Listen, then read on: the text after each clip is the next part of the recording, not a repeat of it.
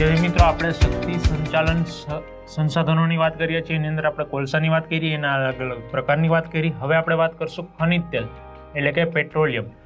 ખનિજ તેલ છે એ અત્યારે ખૂબ જ 21મી સદીની શરૂઆત અને અંતની અંદર ખૂબ જ પુષ્કળ પ્રમાણમાં એની માંગ રહી છે અને એકદમ વધુ માંગને લીધે એક દિવસે ને દિવસે શું થતું જાય છે, મોંઘું થતું જાય છે. તો એ જાણવું જરૂરી છે આપણને, ક્યાંથી મળે છે, કેવી રીતે મળે છે, હજી કેટલી માત્રામાં ખનિજ તત્વો છે આપણી પાસે પેટ્રોલિયમ પેદાશ.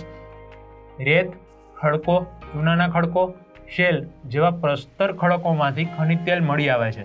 એટલે કે હજારો વર્ષ પહેલાં જેમ કોલસો બન્યો એવી જ રીતે પ્રાણીઓ છે એ દટાઈ ગયા હોય છે. એમના પ્રાચીન સમયમાં જે દટાયેલા પ્રાણીઓ છે એમની અંદર જે તે કંઈ પ્રવાહી સ્વરૂપે હાઇડ્રોક્લોરિન એની જે તે કંઈ રાસાયણિક પ્રક્રિયા થાય છે એમાંથી આપણને શું પ્રાપ્ત થાય છે?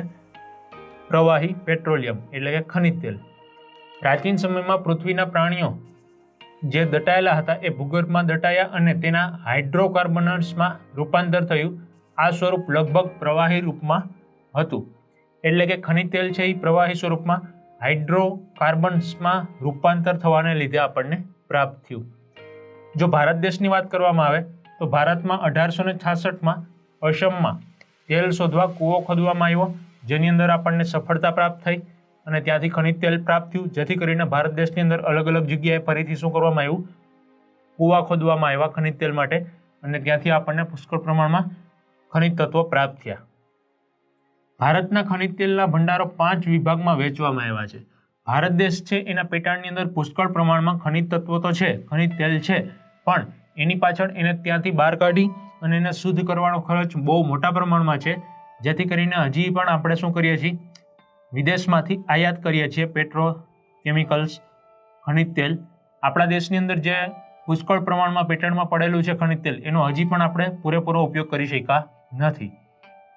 એને કયા કયા 5 વિભાગોની અંદર ડિસ્ટ્રીબ્યુટ કરવામાં આવ્યું છે, વર્ગીકૃત કરવામાં આવ્યું છે એ જોઈએ. ઉત્તર પૂર્વના તેલ ક્ષેત્ર એટલે કે ભારતનું જે હિમાલય તરફનું ઉપરની તરફનું જે ઉત્તર છે ત્યાં જે ક્ષેત્રો આવેલા છે તેલના ભંડારો, ખનિજ તેલ, એને કહેવામાં આવે છે ઉત્તર પૂર્વના તેલના ક્ષેત્રો.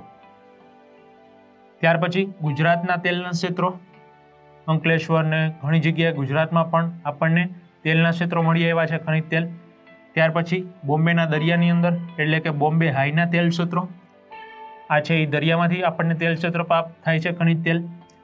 પૂર્વ કિનારાના તેલ ક્ષેત્રો, અલગ અલગ જે પૂર્વની અંદર નદીઓ વહે છે તે કિનારાના દરિયાકાંઠાના વિસ્તારોની અંદર ખનિજ તેલો પ્રાપ્ત થયા છે અને રાજસ્થાનના રણની અંદર જે તે કંઈ તેલ ક્ષેત્રો પ્રાપ્ત થયા છે.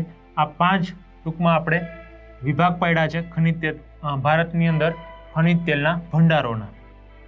ગુજરાતમાં આઝાદી બાદ એટલે કે 1958માં ખેડા જિલ્લાની અંદર લુણેજમાં સૌ પ્રથમ આપણને ખનિજ તેલ પ્રાપ્ત થયું હતું. તો આવી રીતે અલગ અલગ ખનિજ તેલો છે એને શુદ્ધિકરણ માટે રિફાઇનરીઓની અંદર મોકલવામાં આવે છે. આપણા માટે ગૌરવની વાત કહી શકાય કે આખા વિશ્વની સૌથી મોટામાં મોટી જો ખનિજ તેલ શુદ્ધિકરણની રિફાઇનરી ક્યાંય હોય તો એ ગુજરાત રાજ્યની અંદર જામનગર જિલ્લાની અંદર આવેલી રિલાયન્સ છે.